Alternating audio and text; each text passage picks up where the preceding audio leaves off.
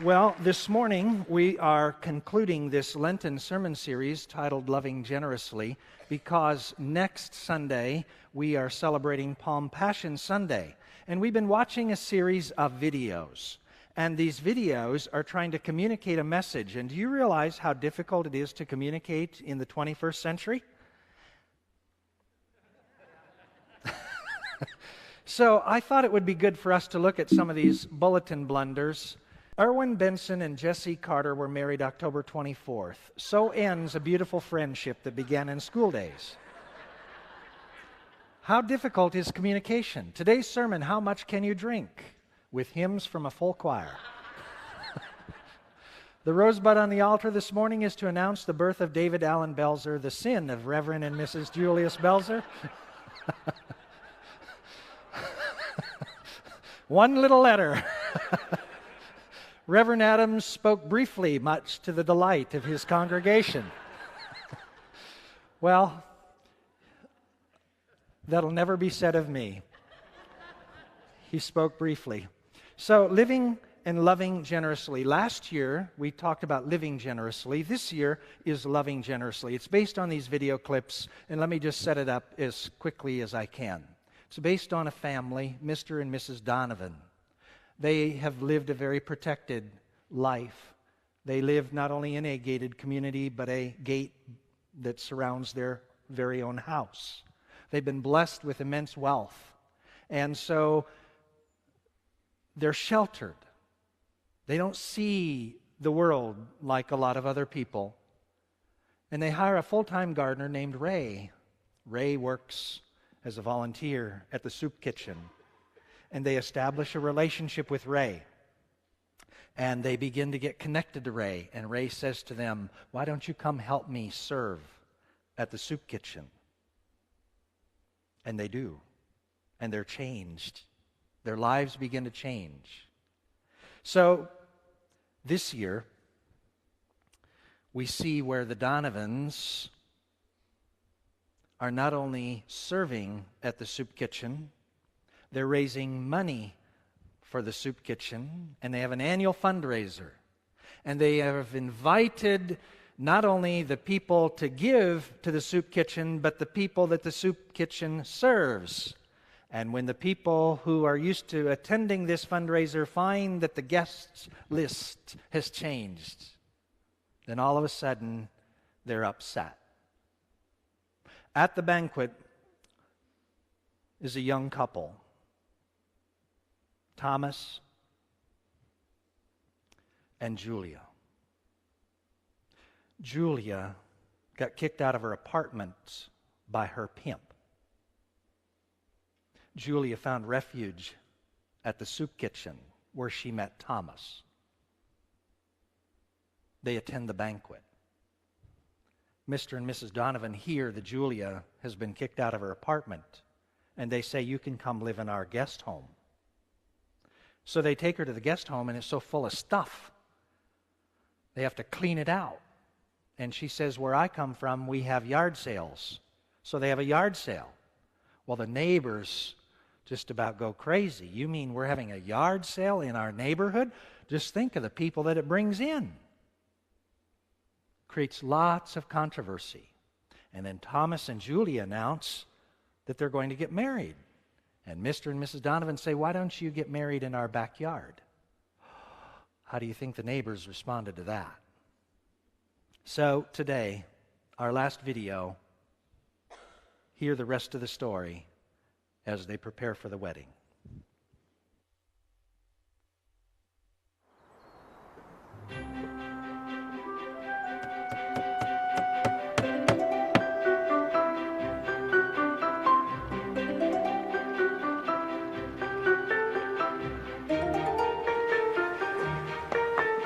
Beautiful morning, Frank. Yes, it is, Ray. Where do these go, Dad? Over there by the gazebo. Frank, Hey, Eddie. Victoria's called a meeting with a bunch of the neighbors. I don't know what she thinks she's trying to do, but I thought you should know. All right, thanks. Anything I can do to help set up? Oh, you can ask Cheryl Patton right there.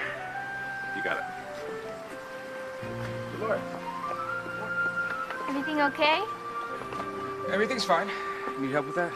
No, I'm good. Okay, let us know. Can't wait. Thanks. They're really going to call the police. Is there something we should do? I'm open to suggestions.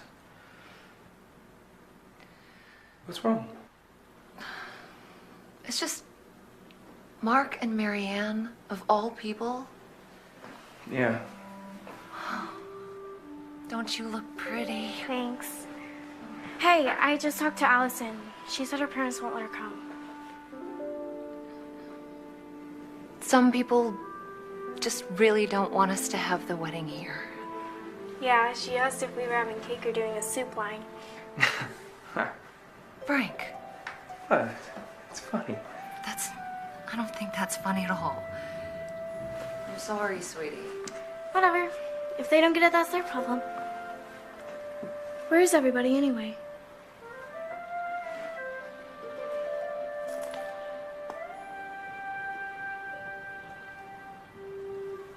But surely, you're not really gonna call the cops.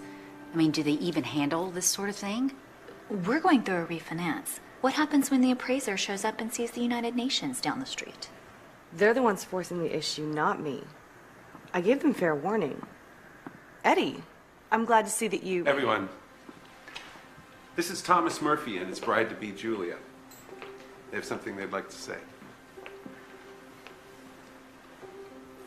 We never set out to cause anyone any trouble. And we certainly never expected our wedding to be a cause of conflict. In fact, we've generally gotten pretty used to not expecting anything from anyone. But Frank and Cassie have shown us that it is possible to receive totally unexpected and undeserved love from the most unexpected people. Maybe you all have relationships like that already, and I hope you do. But please, don't punish the Donovans for showing generosity to us. We'd be honored if you'd join us this evening at our wedding. Frank and Cassie have invited us into their lives, and we'd like to invite you into ours.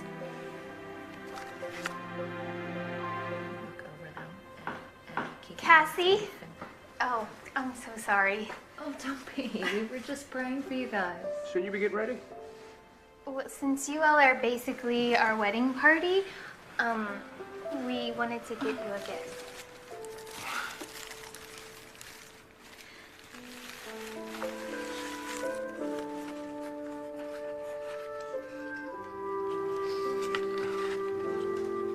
One to another. It's perfect. Thank you. Oh, and Cassie, if you don't mind, I do have one request for Frank.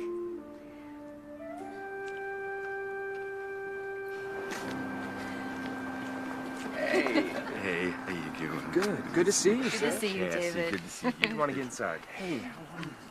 Hi there. Alan! Hello. Wonderful. Pleasure. Good to see you again. Going Thanks, inside. kiddo. All right, Evan. Hi, Victoria. Last chance, Frank. Do I need to call the police? Do what you have to do.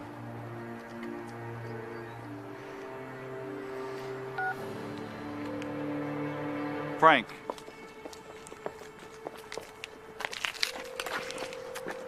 Room for 7 or 8 more?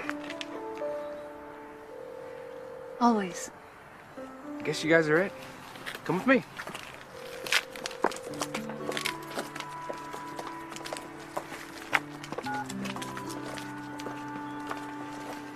Last chance, Victoria.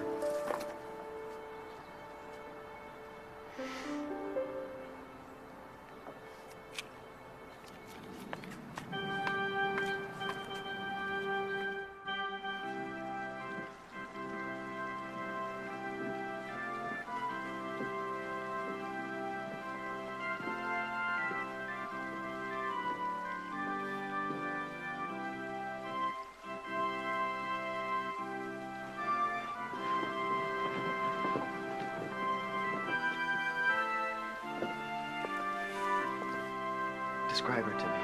She's beautiful.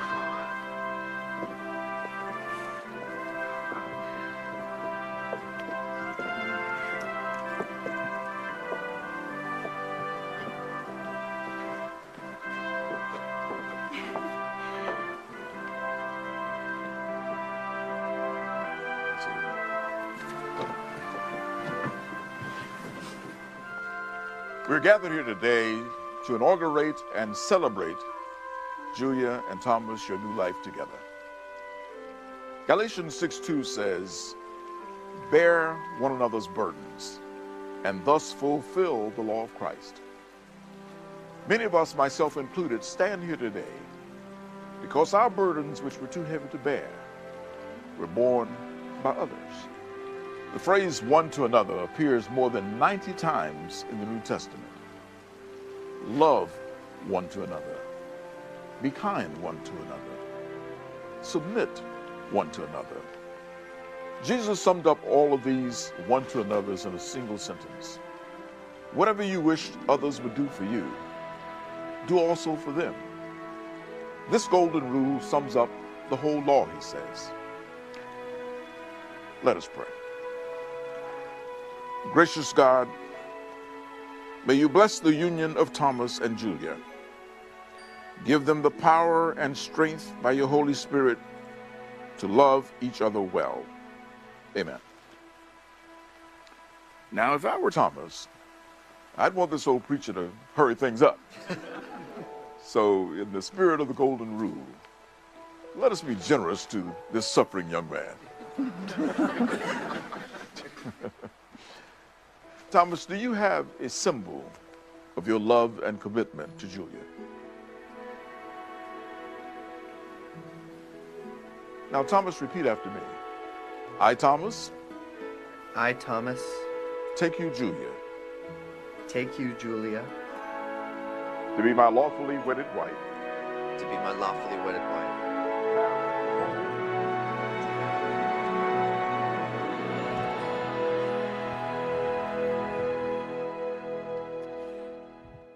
I think those videos are pretty well done, don't you? And the scripture for the day is based on Jesus' teaching in Matthew chapter 7, verse 12. We call it the Golden Rule. Would you say it with me, please? In everything, do to others as you would have them do to you, for this is the law and the prophets. So may the words of my mouth be acceptable in your sight, O Lord, our strength and our Redeemer. Amen. As I was thinking about the Golden Rule, almost every religion on planet Earth has their own version of the Golden Rule. And yet, as I thought about Lent and I thought about what the Golden Rule means for you and me in the 21st century, I thought there are many rules by which people live. The first of which is the Iron Rule. Do unto others before they do unto you. And this rule is based on the motto, might makes right. And who's the 21st century example of this? Anybody want to call out his name? Putin. I get this magazine called Plow. It is a Bruderhof community magazine. Bruderhof simply means a group of people who live in community. They're out of the Mennonite tradition. And one of the persons who joined the Bruderhof community was a person who was raised in Russia and a victim of Putin's oppression. And she says that generally speaking in America, we don't really like the guy, but we don't really have any idea as to how oppressive he is. Just recently, I read in the newspaper that his top aide was sent to Washington, D.C., and while in Washington, D.C., was murdered in the hotel room. And Putin said there's no need to investigate. It's oppressive. It's might makes right. It's based on this concept that we see in the Scriptures where before people have an opportunity to take us down, we want to take them down. So you may have heard the story of Cain killing Abel in Genesis chapter 4, where you have two brothers, and Cain is jealous of the fact that Abel is offering a sacrifice that God looks at and says, that's good and wonderful because he gives in a spirit of generosity, and he's one of those winsome personalities. And Cain, out of jealousy, says, I'm going to take him out before he can get ahead of me. We see the iron rule in the Bible. We see the iron rule at work in the world. And if we're honest, sometimes we see it in ourselves, don't we? Julius Caesar had that famous expression, I came, I saw, I conquered. And there are people who live with a desire to always be conquering, to always be on top, to always be better than. There are some people who live by the iron rule. There are some people who live by the bronze rule. What's the bronze rule? Do unto others as they do unto you. So what's the motto? Don't just get even. And the biblical example, there are several, but one that I chose is you have Moses. Moses is a good man. He's considered a very humble man. But during the time of slavery, when the Egyptians were the slave owners and the Israelites were the slaves, Moses one day saw a slave owner beat an Israeli nearly to death. And he couldn't take it anymore. And he took him out. Moses killed him. Don't just get mad. Get even. Do unto others as they do unto you. I think Mr. Cedric Ford is an example of that in the 21st century. What is it that caused him to do what he did in Heston? I don't want to take a complex situation and oversimplify, but one thing we know is that the day of the shooting, he had received news that he had been, what? He had received a protection order, meaning he could not go around his girlfriend or his children. And I'm not excusing, I'm explaining that there are some people who live by this motto. I'm not just going to get mad, I'm going to get even. And more often than not, many people get hurt. There's also the silver rule. Have you heard of the silver rule? Say it with me, please. Do not do to others what you do not wish done to you. And what's the motto? I mind my own business, I don't get involved. What's the biblical example? You have the parable of the prodigal son.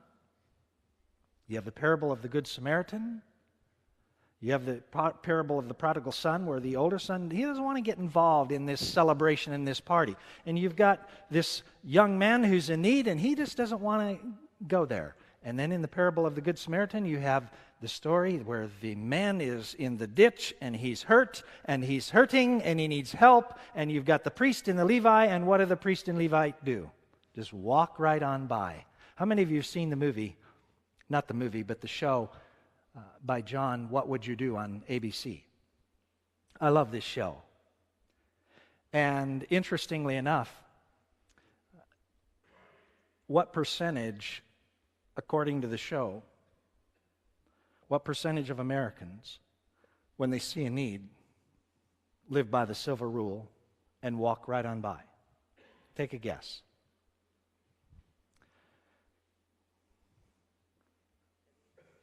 $75%. 75% of the people who see somebody in need walk right on by because of the silver rule. I'm not going to get involved. I might make the situation worse. It's not my business. It's not my problem. And they walk right on by.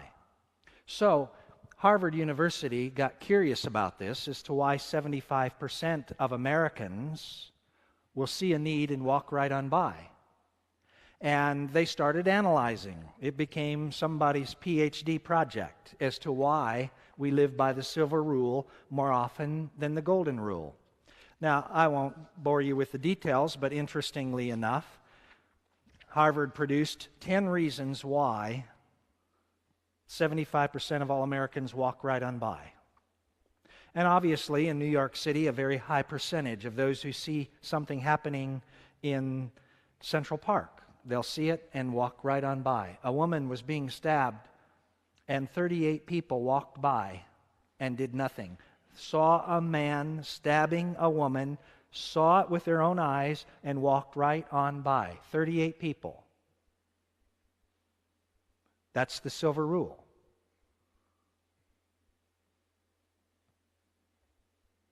I've experienced it here in Wichita. Some of you have heard me talk about this experience many years ago, being in a Wendy's. Another guy and I were having coffee, and there was this man and his 2 kids, and they were eating dinner. And all of a sudden, there were, probably 6 or 8, somewhere in there, teenagers. And they were loud and obnoxious and using foul language. And the father went over to them and said, "Would you please not use such foul language in the presence of my children?" And he was very polite. He was very calm. Within about 3 minutes, one of those teenagers took a bowl of chili, walked over to that man as he had already reseated himself at the table with his 2 kids, and dumped it over his head.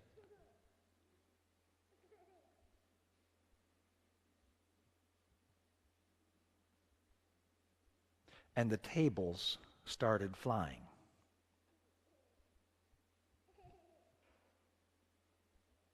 What would you do?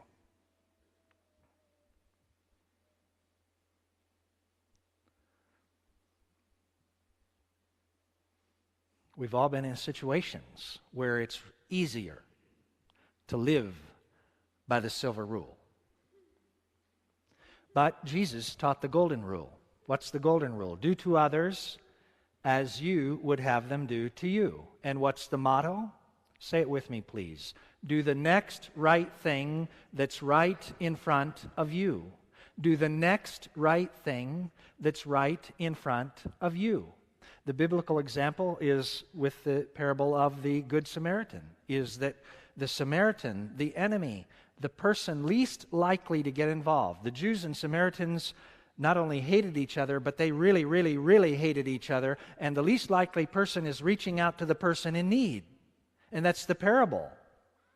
He did the right thing, the next right thing, at the right time. It was right there in front of him. So last Wednesday, meaning this past Wednesday, I got to meet some people. I knew them, but I didn't get to know them as well. And I saw them. Linda and Stan, you're sitting right over here. Raise your hands, please. Since I've got the spiritual gift of irritation, I might as well maximize it this morning and embarrass you two. I got to sit with them, and I couldn't find a picture of you, Linda. But I found one of Stan because he's out at Prairie Rose on occasion, aren't you? Along with Jennifer, who is Jenny Lou out there. And I was visiting with them, and just in the course of our conversation, they were talking about the fact that they did the next right thing that was right there in front of them, and that this woman who had been homeless came into their life, and you start helping her get on her feet, and you help her with her finances, and for the first time in her life, she has hope. Now, how long did you sit around and think about it? Well, should we get involved or should we not? Is this really a good thing for us? You did the next right thing that was right there in front of you. Am I right? One of my favorite characters in Christendom is Tony Campolo, the Baptist fiery preacher who's as much Pentecostal as he is Baptist, and he goes all over the world preaching, and boy, you can't go to sleep during one of his sermons, I guarantee you. And he is what we call a red letter Christian. He is the author of the red letter movement. Do you know what that is? What's the red letter Christian, the red letter movement? Some Bibles take Jesus' words and put them in red. And he says, if we as followers of Jesus just read and reread and read and reread and get into our spirits what Jesus was teaching, then we will do what Jesus did. It's a red letter Christian movement. Well, Tony Campolo says that the more we follow Jesus, the more we do what Jesus does. So look at this story Joey Resto from of New New York. York getting a lot of accolades from around the world for his kind gesture towards a homeless man on the subway. Resto says he saw the man sitting without a shirt. He was shivering in the cold. So what does he do? He gets up, he takes his shirt off, and he puts it on the man. And then Resto took his hat off, and he also put that on the man's head. Now, someone on the train recorded this entire exchange. They posted it on Facebook. It's been shared 260,000 times. Resto says he's very humbled by all the attention that he's getting, and he says that he hopes that his act of kindness will inspire others to do the same. Isn't that beautiful? Now, let me ask you, do you think that he took a day to think about that? He did the next right thing that was right there in front of him. And that's what it means to live by the golden rule. You and I do the next right thing of the thing that is right there in front of us, where the presentation of need is right there. We do the next right thing. So there's another rule. I think it's really the best rule. The titanium rule. Don't you like that? Why should Brett Favre get all the attention for titanium selling razors? You know, the titanium rule. You're a tough crowd this morning. I thought that was funnier than you did. Do to others as Jesus has done for you. That's the titanium rule. It's based on this motto: I will do what Jesus would do if he were in my place. And what's the biblical example? Jesus. And I love this from Mark chapter 10, verse 45. I have come to be served? No, I have not come to be served. I have come to serve and to give my life as a ransom for many. Did you see when the video, at the bottom of the video in New York City, the man who takes off his shirt and gives it to the homeless man and gives him his hat? How many people have watched that? Did you see that? How many? How many million? 13 million people have watched that. Why are we drawn to that? Why is that appealing? Why do we watch that and say that warms my heart and inspires me? Because that's life. We call that here what? Zoe. If you want a life that matters, if you want a life that's meaningful, if you want a life that is significant, it is when we live by the titanium rule and we do to others as Jesus has done for us. That's why when Josh did the intro to the praise music this morning, he captured this so well. Do you know that you're loved? Do you know that you're forgiven? Do you know that Jesus has come to bring us life? Do you know that Jesus' grace is really sufficient? So during this Lenten season, you see, we're asking the question, can you accept the fact that God in Christ accepts you? Can you believe that God's grace is sufficient for every sin, for every need, for everything? Our culture is longing for life. And that's why that ad is still relevant. We will look for things and find things that taste great, but what? Less filling. That's why the 21st century example of the titanium rule, I've told you about him before. He's one of my heroes. And the more I read about him, the more I learn about him, the more I am so inspired by his behavior. Davion Dobson, December 12th, 2015. He is a star athlete. Everybody who knows anything about football says this guy had a future in the NBA. And equal to his athletic ability was his character. He had the character of Jesus. And he had a rough life, but he never let life as it was define him. He was always rising above. And on December 12th, he was hanging out with 3 of his friends. And there were 2 guys that were living by the bronze rule. And they went into the home of this woman who owed him money for drugs and shot her in the head and left her dead, and then just went up and down the streets of Knoxville, and if they saw a person, they just shot.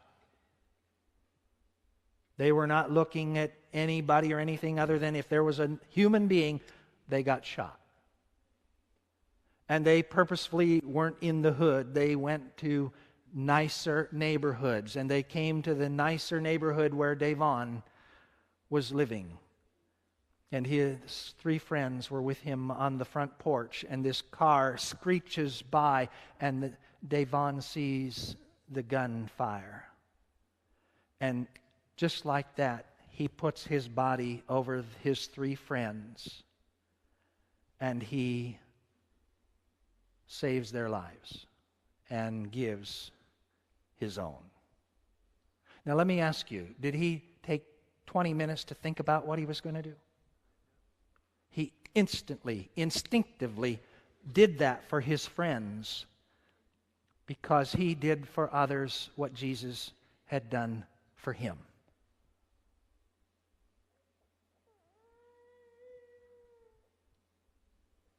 So which rule are we going to live by? We have a choice in this.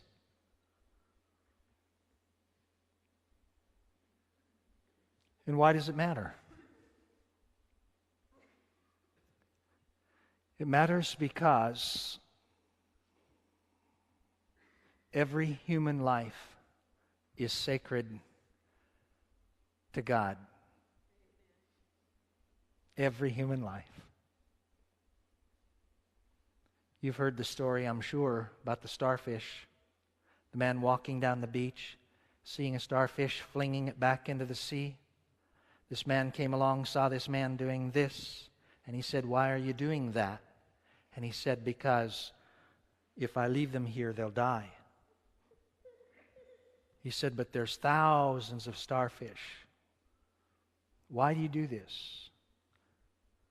Because it matters to this one, and this one, and this one, and this one.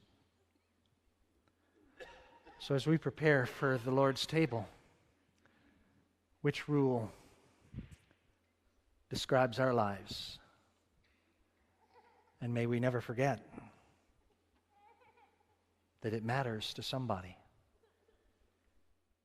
Chapel Hill every Sunday to remind us that the spiritual journey that we're called to is never to be journeyed alone. We need each other. That's why the 1-2A on the door, one to another. And so, sisters and brothers in Christ, as we leave this place, we go with the blessing of Almighty God, who is upon us to remind us that we belong to Him, who is beneath us to raise us up when we fall, who is beside us to be our friend, who is within us to give us strength, who goes before us to prepare the way, who comes behind to clean up our messes, but is always and everywhere with us. And so may the blessing of Almighty God, the Father, the Son, and the Holy Spirit be our everlasting guide. Amen and amen. Let us sing our closing song.